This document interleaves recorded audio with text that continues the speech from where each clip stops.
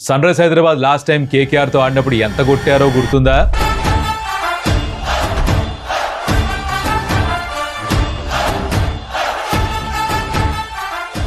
$278.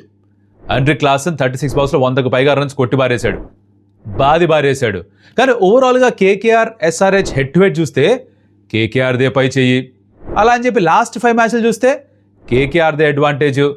Bowling చూస్తే కేకేఆర్ది అంతంత మాత్రమే, సన్ రైజ్ హైదరాబాద్ది అంతంత మాత్రమే. బ్యాటింగ్ చూస్తే కేకేఆర్ది ఊరా మాసు, సన్ రైజ్ హైదరాబాద్ది ఊరా మాసుకే ఊరా మాసు. మరిగా దుబాదుబ్ లడేంగే, దేఖ్ లేంగే క్యా హోతా, మీ బ్యాటింగో మా బ్యాటింగో, మీ ప్రతాపమో మా ప్రతాపమో అని ఫ్యాన్స్ ఎదురుపడుతున్నారు, టీమ్స్ ఎదురుపడుతున్నారు. మ్యాచ్ ఈడెన్ గార్డెన్స్లో మరి ఏం ఎక్స్పెక్ట్ చేయొచ్చు? ప్లేయింగ్ లెవెల్లో ఉన్న మార్పులు చూస్తే బాగుంటుందా? వాటి గురించి మాట్లాడుకుందాం. అలాగే Lucknow super giants Delhi capitals match ఉంది కదా, దాని గురించి కొంచెం మాట్లాడుకుందాం. Let's get started.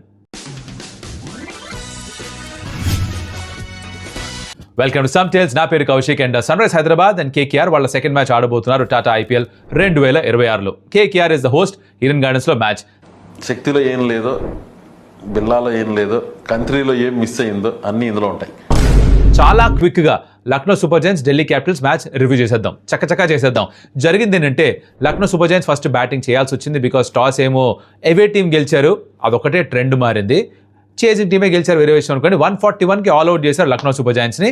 అండ్ దీన్ని 17 ఓవర్స్ తర్వాత, అదే 18th ఓవర్లో మ్యాచ్ ఫినిష్ చేశారు ఢిల్లీ క్యాపిటల్స్. కొంచెం ఇబ్బంది పడ్డారు స్టార్టింగ్లో, కానీ ఫినిష్ చేశారు. 119 run unbroken partnership Sameer Rizvi, Tristan Stubbs ఇద్దరి మధ్యన. ఇది సమరీ. టాప్ పర్ఫార్మెన్స్లో తోపు విషయాలు ఏంటో మాట్లాడుకుందాం, అంతా రివ్యూ కవర్ అయిపోతుంది. సరేనా? లక్నో సూపర్ జైంట్స్ చేసిన ఫస్ట్ బిగ్ మిస్టేక్ ఏంట్రా అంటే బ్యాటింగ్ ఆర్డర్ని కెలికేశారు. ఎలా కెలికేశారు? సరే, రిషబ్ పంత్ని టాప్లో పంపించారు, బాగానే ఉంది. లాస్ట్ సీజన్లో కూడా ఒకసారి చూసి ఓపెన్గా రావడం, నంబర్ 3లో వచ్చినప్పుడు కూడా రన్స్ బాగానే కొట్టాడు, అక్కడ దాకా బాగానే ఉంది. మార్కర్ నంబర్ 3 పంపించారు, అక్కడ దాకా ఓకే. నంబర్ 4లో నికోలస్ పూరన్ని కాకుండా ఆయుష్ బడోని పంపించారు.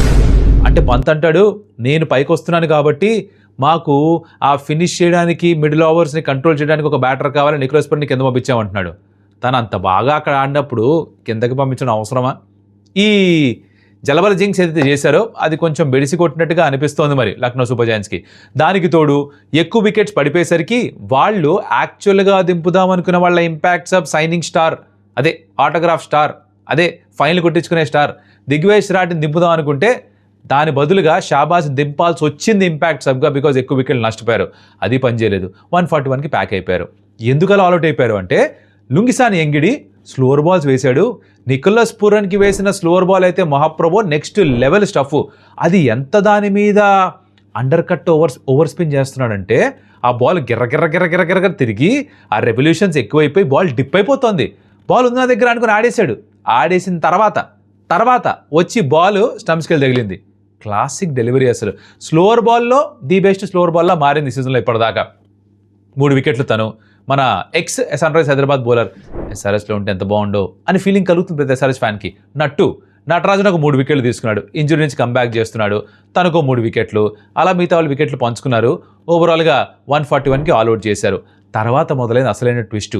ఇప్పుడు చేజ్ చేయడం స్టార్ట్ చేసిన తర్వాత 1 point of time Delhi Capitals 26 for 4. Shami was breathing fire, Mohsin Khan was breathing fire, prince Yadav నేను కూడా ఉన్నా నాయనమ్మ అన్నాడు. అందరూ వికెట్లు తీసుకుని 4 వికెట్లు పడేశారు. అక్షర్ పటేల్ వరకు అవుట్ అయిపోయారు. 26 for 4. అప్పుడు కలిశారు Sameer Rizvi and Tristan Stubbs. సరే, సమీర్ రిజ్వీని ఇంపాక్ట్ సబ్గా దింపితే అందరూ అశుతోష్ శర్మ ఉన్నాడు కదా అని అనుకున్నారు. కానీ ఇక ఢిల్లీ క్యాపిటల్స్ మేనేజ్మెంట్ సమీర్ రిజ్వీ పైన కొంచెం రెస్పాన్సిబిలిటీ ఇచ్చి కాస్త బాధ్యత చూపిస్తాడని ఆశిస్తూ తనని కాస్త బ్యాక్ చేశారు. ఇట్ డిసప్పాయింట్ బికాస్ ఒక మంచి హాఫ్ సెంచరీ స్కోర్ చేశాడు. In fact last game half century, ఈ సీజన్ ఫస్ట్ గేమ్ కూడా హాఫ్ సెంచరీ స్కోర్ చేశాడు. తనే ప్లేయర్ ఆఫ్ ద మ్యాచ్ కూడా. 70 not out of 47 balls, super నాక్ ఆడాడు, ప్రెషర్ని సోక్ చేశాడు. తనతో పాటు ట్రిస్టన్ స్టబ్స్ కూడా. సరే, స్టబ్స్ అంటే ఇంటర్నేషనల్ ప్లేయరు, ఎలా ఆడాలో తెలుసు అని అనుకోవచ్చు. బికాజ్ T20 వరల్డ్ కప్లో కూడా 24ది బాగా ఆడాడు, అక్కడ కూడా కుర్రాడు. ఇద్దరు కలిసి 119 రన్ అన్బీటెన్ పార్ట్నర్షిప్ మ్యాచ్ని ఫినిష్ చేశారు. 141 కదా. ఇప్పుడు ఆ దిగ్వేష్ రాటి లేకపోయేసరికి ఈ 4 బౌలర్స్ వేసిన తర్వాత నెక్స్ట్ బౌలర్ ఎవరు అంటే షాబాజ్ వైపు, ఎడెన్ మాక్రమ్ వైపు వెళ్ళాల్సి వచ్చింది. అక్కడ రన్స్ వచ్చేసాయి, తర్వాత ఈజీ అయిపోయింది. ఇది ఓవరాల్గా జరిగింది. సో లక్నో సూపర్ జైంట్స్ కొన్ని మార్పులు ఏమైనా చేసుకోవాలంటే వాళ్ళ బ్యాటింగ్ ఆర్డర్ని సార్ట్ చేసుకోవాలేమో, సరైన ఇంపాక్ట్ దింపాలంటే వచ్చిన బ్యాటర్స్ కొంచెం పద్ధతిగా ఆడాలేమో. ఇది భయ్యా మ్యాటర్, ఓకేనా? ఇది లైఫ్ పక్కన పెడదాం. Let start the preview, because దీని మీద ఎక్కువ ఇంట్రెస్ట్ ఉంది కదా మనకి. ఇంట్రెస్ట్ ఉందా? ఉంటే లైక్ పెట్టండి. అవును మా బ్రో ఇంట్రెస్ట్ ఉంది అని. ఏంటో ఇప్పటిదాకా కొంచెం సప్పగా వెళ్తుంది ఈ ఐపీఎల్ సీజను. మన యూట్యూబ్లో కూడా వ్యూవర్షిప్ కూడా సప్పగానే ఉంది. వరల్డ్ కప్కి ఉన్నంత క్రేజ్ ఎందుకు ఐపీఎల్కి ఉన్నట్టుగా అనిపించట్లేదు. ఆర్ మేబీ కొన్ని గేమ్సే చూస్తున్నారేమో. ఏ పర్టికులర్ టీమ్ మ్యాచ్లు మాత్రమే ఫాలో అవుతున్నారు కింద కమెంట్లో పెట్టండి సార్. నాకు అర్థమవుతుంది యూట్యూబ్లో కూడా ఎందుకు ఇలా వ్యూస్ పైకి కిందకి వెళ్తున్నా నాకు అర్థమవుతుంది అనమాట. సరే, talking about the preview, pitch నుంచి ఎక్స్పెక్ట్ చేయాలి. బై ద వే ఇది అదే పిచ్ట ఏది న్యూజిలాండ్ సౌత్ ఆఫ్రికా ఏదైతే సెమీఫైనల్లో ఆడారో, ఎక్కడైతే ఫినాలను వందగొట్టాడో, వన్ సైడ్ కాంటెస్ట్ చేశాడో అదే పిచ్ పైన మళ్ళీ ఆడబోతున్నారంట. అంటే హై స్కోరింగ్ మ్యాచే ఎక్స్పెక్ట్ చేయొచ్చు. కొంచెం ఎక్కువ గ్రాస్ ఉంది అని డాన్ వెటోరీ ఆ ప్రీ మ్యాచ్ ప్రెస్ కాన్ఫరెన్స్లో చెప్పున్నారు. బాల్ టర్న్ కంటే కూడా హోల్డ్ అవుతుంది అని అనుకుంటున్నారు. అంటే కాస్త ఆగి వస్తుంది అని తను ఎక్స్పెక్ట్ చేస్తున్నారు. But going by the T20 world cup మరి మంచి హై స్కోరింగ్ వెన్యూ అవ్వాలి. ఒకటేంటంటే లాస్ట్ సీజను కేకేఆర్ ఈడెన్ గార్డెన్స్లో ఎలాంటి పిచ్చెస్ కావాలనుకున్నారో అలాంటి పిచ్లు ఇవ్వాల వాళ్ళ పిచ్ క్యూరేటర్. నేను ఇవ్వను, నాకు నచ్చింది నేను చేస్తా, నేను మోనార్క్ని అన్నారు. అంటే ఇప్పుడు the relationship between the pitch curator and the team, home team has to be like fish and water, not like fish and fissure man అన్నప్పుడు ఇప్పుడు వాళ్ళు ఎవరు చెప్పారు గుర్తుంటే కమెంట్లో చెప్పండి. అలా జరిగింది వాళ్ళకి. వాళ్ళ బలానికి అనుకూలంగా ఇవ్వకపోతే కొంచెం కష్టం అవ్వచ్చు వాళ్ళకి. వాళ్ళ బలం ఏంటి? ఫస్ట్ ఆఫ్ ఆల్ వాళ్ళ బలం ఏంటి? వాళ్ళ బలం is their spinners. Sunil Narine, Varun Chakravarthy అందరికంటే ఎక్కువ వికెట్స్ తీసుకున్న బౌలర్స్ ఈ గ్రౌండ్లో వాళ్లే. వరుణ్ ఫామ్లో లేడు, కానీ 4th హైయెస్ట్ నెంబర్ వికెట్స్ తనకే ఉన్నాయి ఈ గ్రౌండ్లో. So going back to this ground, hopefully తను కొంచెం కాన్ఫిడెన్స్ తీసుకొస్తాడేమో తెలియదు మనకి. సునీల్ నరేన్ బోల్డ్ వికెట్స్ తీసుకున్నాడు. బట్ వాళ్ళ ఎంఐ గేమ్లో చూస్తే కనుక కొంచెం తడబడినట్టుగా అనిపించింది సునీల్ నరేన్ కూడా. నౌ వాళ్ళ పేస్ బౌలింగ్లో పెద్ద పదును లేదు. వైభవ్ అరోరా, బ్లెసింగ్టన్ ముజర్బానీ వీళ్ళని చూస్తే ఎవరికి కంగారు కలగదు. అలాగే సన్ రైజ్ హైదరాబాద్ బౌలింగ్ కూడా చూస్తే ఎవరికి పెద్ద కంగారు కలగదు. వన్ డైమెన్షనల్గా అనిపిస్తుంది. హర్షల్ పటేల్, జయదేవ్ ఉనాద్కట్, డేవిడ్ పెయిన్ వీళ్ళందరూ కూడా కట్టర్స్, స్లోవర్ బాల్స్ ఎక్కువగా వేసేవాళ్ళే. అందరూ అదే వేస్తారు. అవుట్ అండ్ అవుట్ పేస్ వేసేవాడు ఇషాన్ మలింగ ఒకడే ఉన్నాడు. తను అంత మంచి ఫామ్లో అనిపించలేదు. బికాస్ అండర్స్టాండబుల్, ఎక్కువ మ్యాచ్లో ఆడింది లేదు తను. వరల్డ్ కప్లో ఇంజరీ, దాని తర్వాత రికవరీ అయితే ఇక్కడికే వచ్చాడు కాబట్టి ఎక్కువ అంత టచ్లో అనిపించలేదు. సరే, బౌలింగ్ అలా ఉంది, కానీ it's going to be a shoot out of the batters. ఎందుకు ఇలా అంటున్నాను? Before we talk about that, let's talk about probable playing 12s ఎలా ఉంటాయి. నౌ కేకేఆర్ పెద్ద మార్పులేమి చేసుకోకపోవచ్చు. వాళ్ళ మొదటి మ్యాచ్లో ఏదైతే ప్లేయింగ్ 12తో వచ్చారో ఇంచుమించు అదే ప్లేయింగ్ 12తో వెళ్తారు. అజింక్య రాణే కూడా క్రాంప్స్ నుంచి కోలుకున్నాడంట, is fit and fine. So తన ఆడతారని ఎక్స్పెక్ట్ చేస్తున్నారు. Okay, Sunrise Hyderabad playing 12లో ఏమన్నా మార్పులు కావాలా? ఆర్సీబీతో ఆడిన మ్యాచ్తో పోలిస్తే నాకు ఒక 2 చేంజెస్ కావాలి. 2 వాళ్ళు ప్లేయింగ్ 11 అనౌన్స్ చేసినప్పుడు 3 ఫారెన్ ప్లేయర్స్ని పెట్టారు. ఈసారి అదే చేయాలి. నా పాయింట్ ఆఫ్ ఏంటంటే ఒకవేళ గనక సిచ్యువేషన్ వస్తే డేవిడ్ పెయిన్ కంటే కూడా లియం లివింగ్స్టన్ని తీసుకోవడం బెటర్ ఏమో అనిపిస్తుంది నాకు. ఒకవేళ డేవిడ్ పెయిన్ని ఆడించాలి అంటే తనకి న్యూ బాల్ ఇవ్వడం బెటర్ ఏమో. బాల్ని కాస్త మూవ్ చేస్తాడేమో. తర్వాత వచ్చి వేయమంటే కొంచెం కష్టంగానే ఉంది. జాగింగ్ చేసుకుంటూ ఆ మిడ్ 120s వేస్తానంటే ఈ లెవెల్లో ఉతికి ఆరేస్తారు. టిపికలీ మనం చూసాం అది ఏం జరుగుతుందో. ఐదర్ మీకు పేస్ ఉండాలి, లేదా బోల్డ్ వేరియేషన్స్ ఉండాలి, లేదా బాల్ని మూవ్ చేయగలగాలి. ఏది లేకపోతే మీరు వేస్తే బాల్ కొడతారనమాట. సో డేవిడ్ పెయిన్ది మరి ఎలా ఉపయోగిస్తే ఒకళ్ళు వాడితే ideally I would like Liam Livingstone to play. అలాగే నా కోరిక ఏంటంటే ఓ శివం కుమారో, ఓ క్రెయిన్స్ ఫులెత్రానో బౌలింగ్ టీంలో ఉంటే బాగుంటుంది అని. బికాజ్ ఇప్పుడు నేను ఏ బౌలర్ కూడా 4 ఓవర్స్లో 30-35 రన్స్ ఇస్తానని ఎక్స్పెక్ట్ చేయట్లా. అంత కూడా కాదు. 4 ఓవర్స్లో 40 రన్స్ ఇచ్చినా కూడా మంచి బౌలింగే అంట.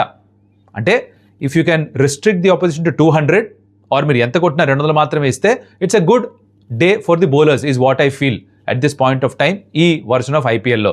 సో 4 overs 40 వేసే బౌలర్స్ కావాలి నాకు. శివం కుమార్ ఆ మిస్టరీ ఎలిమెంట్ కాస్తుంది, క్రెయిన్స్ ఫులెత్రా ఆ మిస్టరీ ఎలిమెంట్ కాస్తుంది.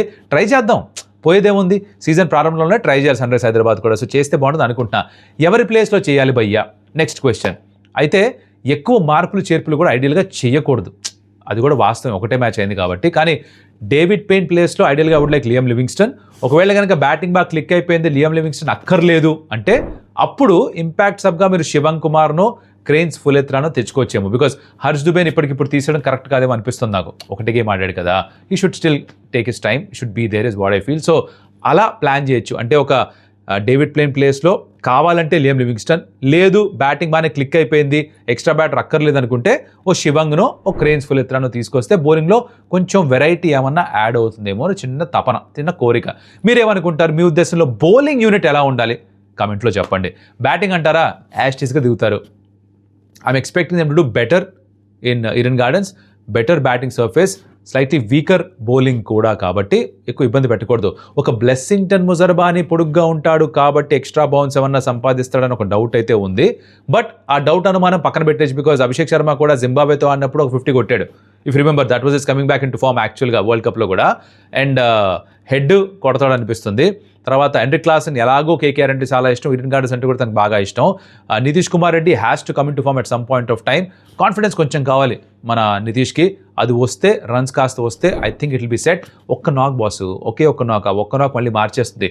2024లో ఎలా అయితే అందరం సెలబ్రేట్ చేసుకున్నాం, అరే మా ఓడరా అని, అప్పటి నుంచి కొంచెం పర్ఫార్మెన్స్ డిప్ అయిన తర్వాత ఎవడరా వీడు అంటున్నాం. మరి అలా కాకుండా సన్ రైజ్ హైదరాబాద్ ఫ్యాన్స్కి చెప్తున్నా, ఇది మీరు స్పెసిఫిక్గా ఈ ప్లేస్ని బ్యాక్ చేయాలి. So yeah, batting order takes care of itself. Aniket Varma కూడా మంచి ఫామ్లో ఉన్నాడు, that is super. Harsh Dubey కూడా బ్యాటింగ్ చేయగలడు, హర్షల్ పట్ల అవసరం అయితే బ్యాటింగ్ చేయగలడు, ఇవన్నీ ఉన్నాయి, అంతా ఓకే. కానీ బ్యాటింగ్ తోటే గెలవాలి, బౌలింగ్తో రిస్ట్రిక్టివ్ బౌలింగ్ చేయాలి. 4 overs 40 బ్రిలియంట్ స్పెల్ అంటా నేను. ఎవరికన్నా ఒక అద్భుతమైన రోజు ఉంటే nothing like it. Ishan Malinga yorker సరిగ్గా నీల్ చేయగలిగితే అది ఇంకొంచెం అడ్వాంటేజ్గా మారచ్చు. అయితే పవర్ ప్లేలో ఎవరితో స్టార్ట్ చేయాలి, ఏం చేయాలి, లాస్ట్ మ్యాచ్లో నితీష్తో స్టార్ట్ చేశారు కదా అంటే I think they will continue with Nitish. Ishan మలింగాని కుదిరితే ఆ డెత్ ఓవర్స్ కోసం అట్టే పెడతారు. సో పవర్ ప్లేలో 1 over వేయించి మిగతావన్నీ 10 over తర్వాతే వేయిస్తారు. సో ఆబ్వియస్లీ మీ న్యూ బాల్ బౌలర్స్ మీరు పెయిన్ ఆడితే పెయిన్తో వేయించండి, లేకపోతే పెయిన్ఫుల్గా మారిపోతుంది అనిపిస్తుంది. జయదేవ్ ఉనాద్కట్, నితీష్ కుమార్ రెడ్డి, హర్షల్ పటేల్, మీరు కాదనుకున్న వీళ్ళే ఉన్న బౌలర్స్, వీళ్ళనే పిక్ చేసింది ఆప్షన్లో, ఇంకెవరు లేరు. కాబట్టి that's how you have to play around with the options that you have. So ఇది నేను ఎక్స్పెక్ట్ చేస్తుంది. ఓవరాల్గా ఒక 230-240 వరకు స్కోర్ వస్తే, మొదట బ్యాటింగ్ చేస్తే ఎస్ఆర్ఎస్ అంత కొడితే డిఫెండ్ చేసుకుంటారు అనిపిస్తుంది. ఒకవేళ కేకేఆర్ మొదట బ్యాటింగ్ చేసి వాళ్ళు 230-240 కొడితే you have to back Sunrise Hyderabad to get that score. I'm actually going to put my neck out and say, ఈ మ్యాచ్ సంబంధించిన వరకు నేను బౌలింగ్ ఇద్దరిది కొంచెం షేకీగానే ఉంది కాబట్టి కంపేరింగ్ ద బ్యాటింగ్ స్ట్రెంగ్స్, కేకేఆర్కి అజింక్య రహానే, ఫిన్ ఆలన్, రఘువంశీ తర్వాత రింకు సింగ్ తర్వాత ఇంకెవరు కూడా అంతగా ఫామ్లో అనిపించట్లేదు. కాబట్టి అంతగా టచ్లో ఉన్న వాళ్ళు, అంత భయం కలిగించే బ్యాటర్స్ లేరనిపిస్తుంది. కాబట్టి I'm going to say Sunrise హైదరాబాద్ది పై చేయి అవ్వచ్చు ఈ మ్యాచ్లో, వాళ్ళు గెలిచే ఛాన్స్ ఉండే నాకు అనిపిస్తోంది. Toss will it be a crucial factor, maybe not. ఆ ట్రెండ్ కూడా బ్రేక్ అయితే బాగుంటుంది. టాస్ ఓడిపోయిన టీం కూడా గెలిస్తే కొంచెం బాగుంటుంది. ఇప్పటిదాకా టాస్ గెలిస్తేనే మ్యాచ్ గెలుస్తామని ఒక థియరీ వస్తుంది, అది బ్రేక్ అవ్వాలని కోరుకుంటున్నాను నేను. Let's see if that happens. But high scoring match for sure, అదే జరగాలి. మరి పిచ్ క్యూరేటర్ గారు ఆయన అంటే భగవాన్ అచ్చా కరేగాతో జరుగుతున్న టైప్లో ఆయన కనికరిస్తే మంచి పిచ్ ఇస్తే హై స్కోరింగ్, ఆయన ఏదో జలబలజింగ్ చేశారనుకో, పిచ్ స్వాహా అయిందనుకో, అప్పుడు ఏం చేయలేము. చూద్దాం ఏం జరుగుతుందో. మీరు ఏ ప్లేయర్ ఎక్కువ ఇంపార్టెంట్ అవుతారు అనుకుంటున్నారో let me know in the comments. I'm going to pick 1 player for this game. నా ఉద్దేశంలో it is going to be between Head or Abhishek, ఇద్దరిలో ఎవరో ఒకళ్ళు ఫైర్ అవ్వబోతున్నారు సన్ రైజ్ హైదరాబాద్కి. చూద్దాం ఏమవుతుందో. మీ కమెంట్స్ కూడా కమెంట్లో పెట్టండి.